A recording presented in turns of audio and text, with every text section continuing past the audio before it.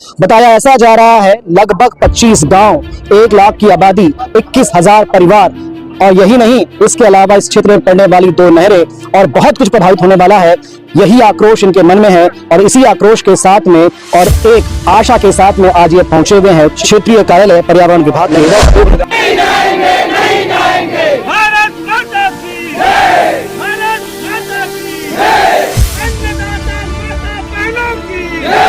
आप देख रहे हैं हजारों की संख्या में लोग आए हैं 100 किलोमीटर दूर से।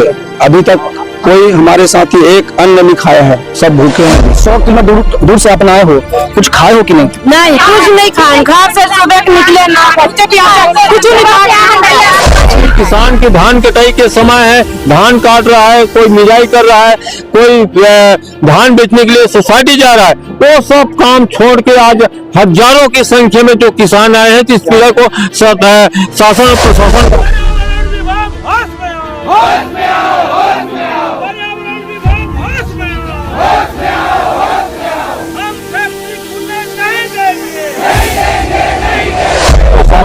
छीनने वाला है आपके जीवन का आधार, क्या करेंगे? छीनने नहीं देंगे। उसके लिए चाहे उनको छीनने का है तो हम लोगों को लेटा के जो करना है कर ले।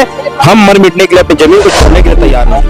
मैडम चली गई अंदर, कब क्या करूँ अपन? क्या कर वो यही बैठ के इंतजार करूँ रहेंगे, पूरे रात करूँ तभी जाएंगे।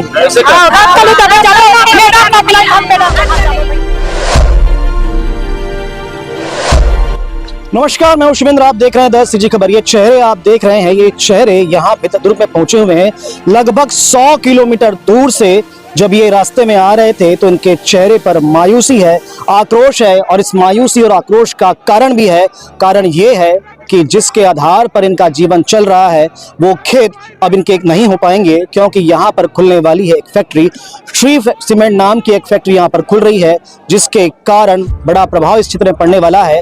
बताया ऐसा जा रहा है लगभग 25 गांव, 1 लाख की आबादी, 21,000 परिवार और यही नहीं, इसके अलावा इस क्षेत्र में पड़ने वाली 2 नहरें और बहुत कुछ प्रभावित होने वाला है।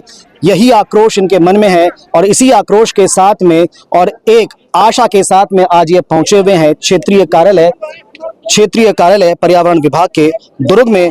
और यहाँ पर ये मांग कर रहे हैं कि 11 तारीख को जो होने वाली इनके क्षेत्र में सभा है उसको निरस्त कर दिया जाए, क्योंकि इनकी अनुमति तो है ही नहीं कि ये चाहते ही नहीं कि वहाँ पर वो फैक्ट्री आए, क्योंकि इनका जीवन जो है वो चल रहा है खेत से, उसमें वो खुशहाल है, पर ये नहीं चाहते कि वहाँ पर सीमेंट फैक्ट्री खुले। इन्हीं से बात करते हैं, समझते हैं कि क्या क्या इनकी मांगे हैं और क्या चाह रहे हैं। जी, तो पहले तो मैं ये जानना चाहूँगा कहाँ कहाँ से आप लोग आए हैं और कितने लोग आए हैं? देखिए, वहाँ पर जो खैरागढ़ जो विधानसभा है, वहाँ 5 गांव में पंचायत में जो है श्री सीमेंट फैक्ट्री को जो है इसका मिला, टेंडर मिला है और 11 दिसंबर को इसकी जन सुनवाई होना है। और इस जन सुनवाई के विरोध में हम यहाँ इसलिए आए हैं कि हमको ये रद्द करना है। ये जो जन सुनवाई है, हम कोई प्रकार के हम नहीं चाह रहे हैं कि वहाँ कोई फैक्ट्री खुले या खदान खुले। यहाँ लगभग अमूमन 20-25 गांव के लोग हैं और लगभग आप देख रहे हैं हजारों की संख्या में लोग आए हैं 100 किलोमीटर दूर से। अभी तक कोई हमारे साथी एक अन्न नहीं खाया है, सब भूखे हैं अभी। मतलब ये है, वहाँ इतना सघन क्षेत्र है, आप देखेंगे 20-25 गांव ऐसा है वहाँ पर जहाँ फैक्ट्री डलना है।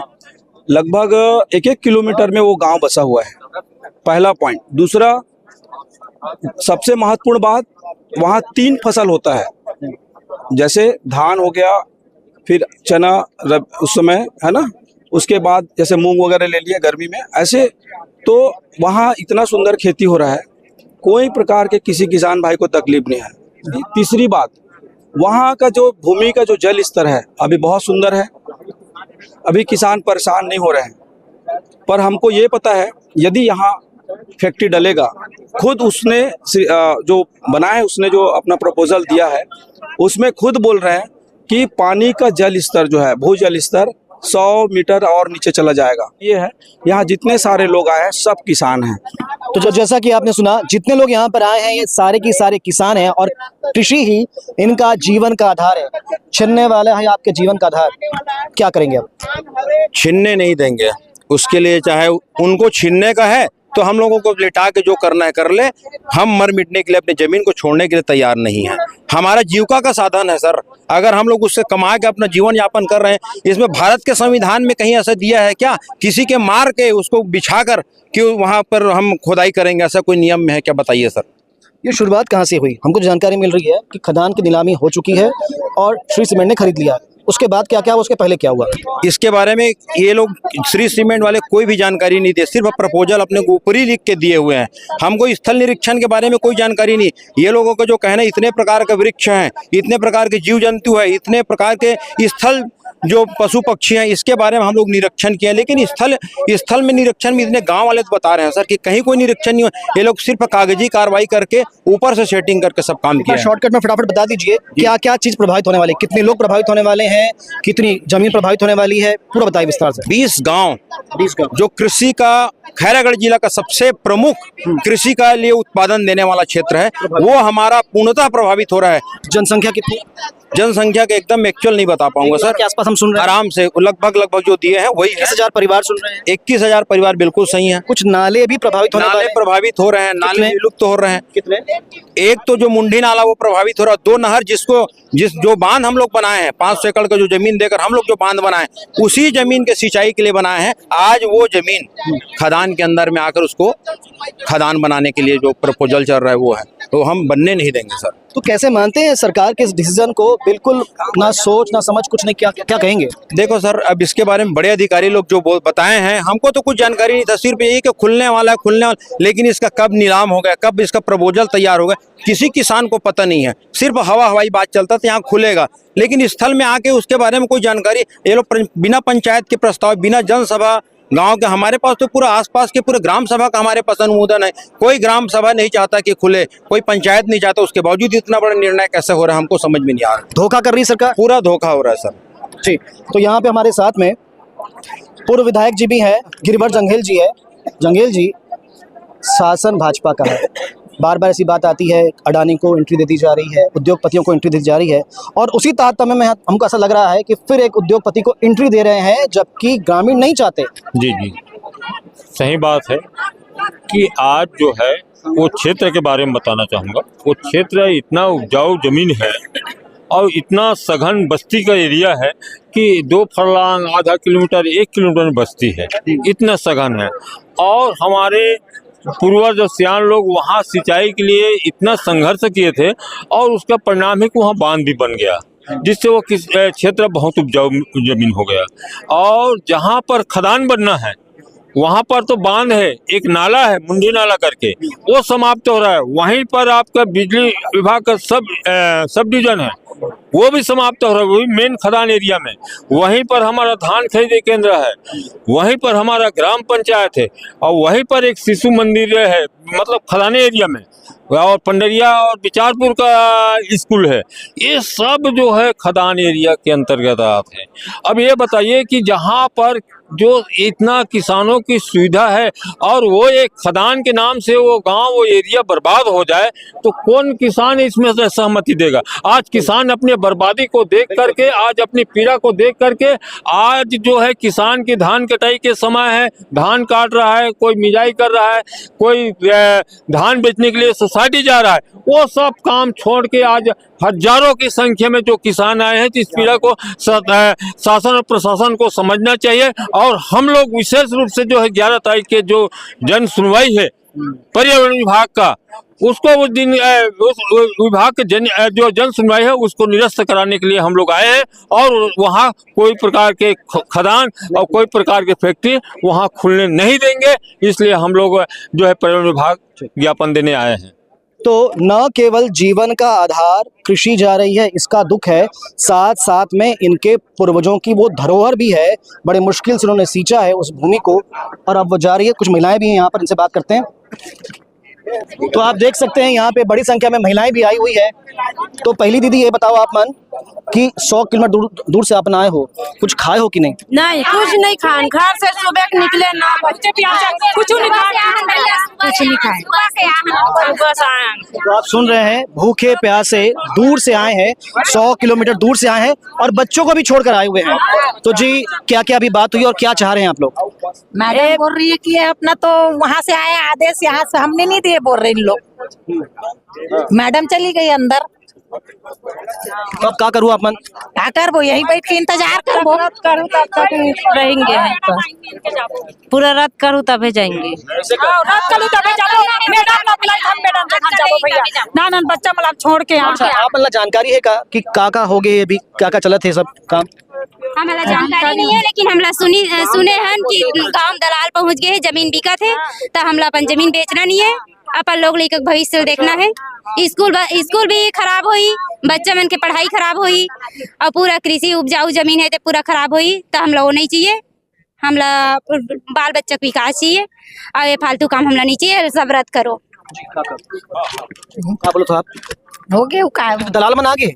दलाल बहुत दिन से आए हैं, 1-2 साल हो गए दलाल बैठे। तो मतलब ये प्लानिंग अभी के नहीं है, 2 साल पहले की प्लानिंग है। लेकिन पता नहीं इसकी यहाँ तक के पता नहीं लगन दे कि आगे बात है, यहाँ तक बढ़ जी की हमला पता नहीं रही से सुने तब 1-2 साल से चलत दलाली काम है ऐसे का? हाँ, हमला पता नहीं रही से। अभी जब ये ज्यादा हो से ना तब पता चलिस कि अब गाँव है बचने वाला नहीं है, एक मोर्चा में आएगी, जन सुनवाई रखेगी। भैया ये जो बता रहे हैं लोग, महिलाएं बता रही हैं कि 2 साल पहले दलाल घूम रहे थे। दलाल 2 साल से घूम रहे हैं। कुछ जो पलायन है, नागपुर रायपुर दिल्ली कहीं कमाने खाने जो गए हैं आदमी, उनका जो जमीन है कुछ थोड़ा बहुत उसको लिए हैं। अच्छा, जो पलायन है जैसे रायपुर में बस गए हैं, नागपुर में बस गए हैं, उसके जमीन को लिए हैं, या कोई कर्ज वाला है, कोई कर्ज से बूढ़ा था उसके जमीन को लिए हैं और गांव में दलाल पोस के रखे हैं, पाल के रखे हैं कि किसी कोई जमीन बेचेगा तो आपको कमीशन से। विभीषण है मतलब गांव में है। हाँ, गांव में विभीषण है। जैसे अंग्रेज आए थे ना, गोरे अंग्रेज, अभी गांव में वो घुसपैठिया जो बड़ी बात तो भैया ये है कि मतलब जो समझ में आते हाँ कि एक तरह से षड्यंत्र है, एक तरह से और ये षड्यंत्र कोई और नहीं करते है, ये षड्यंत्र सरकार करते है। आपके क्या कहना है इसमें? ना सरकार को सोचना चाहिए। यहाँ बहुत बड़ा उपजाऊ जमीन है भैया, बहुत। ये क्षेत्र जो है 3 फसली है, 3 फसल होता है, धान के बाद चना, गेहूं, मूंग, अरसी, मटर, सरसों और उद्यान की फसल में यहाँ तक के यहाँ हल्दी होता है, पपीता होता है, केला होता है ना, सोयाबीन होता है, चुकंदर होता है, खरबूज जो है हमारे एरिया से, टमाटर, खरबूज, तरबूज समृद्ध है, समृद्ध भूमि। हम लोग अपने स्वयं में आत्मनिर्भर हैं भैया, स्वयं स्वरोजगार। हमारे यहाँ ना खेती करने के लिए मतलब बाहर से नहीं, हमारे गाँव के जो है ना मजदूर जो है स्वस्फूर्ति काम करने के लिए 24 घंटा उसको काम मिलता है। बहुत ही खुश है, उनके बाल बच्चे खुश हैं, वो भी खुश हैं। हमको कोई रोजगार नहीं चाहिए, ना कोई मजदूर को रोजगार चाहिए। वहाँ आत्मनिर्भर है, मजदूर भी आत्मनिर्भर है और किसान भी आत्मनिर्भर है। दीदी अगर ये जमीन आप मन के छिन जाही तो कुछ विकल्प है आप मन के पास? नहीं, कुछ नहीं है। भीख मांगे चाहे कुछ नहीं है। बेचना नहीं चाहिए। अगर तब भी आप मन इतना विरोध करो तो अभी तो मैडम कुछ नहीं बोली से, और तब भी आप मन के जमीन बिक गए, ओकर बाद का होई? मैडम ला कुछ तो बोले लगी, कुछ करे लगी, वो बड़े बने हैं, हमार बनाए हरे, और कुछ तो बोले लगी, और रद्द करे लगी, ये बात ला जनता सुने लगी। का करूँ अगर जमीन बिक जाएगी आप? हम बेचने नहीं दें, कुछ भी कर दो, हम बेचना नहीं दें। बेचने नहीं देन, रद्द करो। बेचना चाहिए ना भाई, हम जमीन बेचना नहीं। जमीन आपको बेचना। तो हमने सुना इन महिलाओं को जो जिद प्रशासन की है, अधिकारियों की है, वैसे ही जिद इनकी भी है। जब तक इनकी मांगे पूरी नहीं होंगी तब तक यहाँ से नहीं उठेंगे। अब तक तो ये भूखे हैं, अब शाम के 5 बजने जा रहे हैं, सुबह से निकले हैं, 5 बज रहे हैं, ये भूखे हैं, अभी पानी पी रहे हैं, पर मांग इनकी एक ही है, एक ही चीज़ का आक्रोश है, सरकार ऐसा क्यों कर रही है, इनकी बातों पर ध्यान क्यों नहीं दे रही है। फिलहाल इस खबर में जो अपडेट होगा आप तक पहुँचाएंगे। खबरों के लिए बने रहें द सिटी खबर के साथ। धन्यवाद।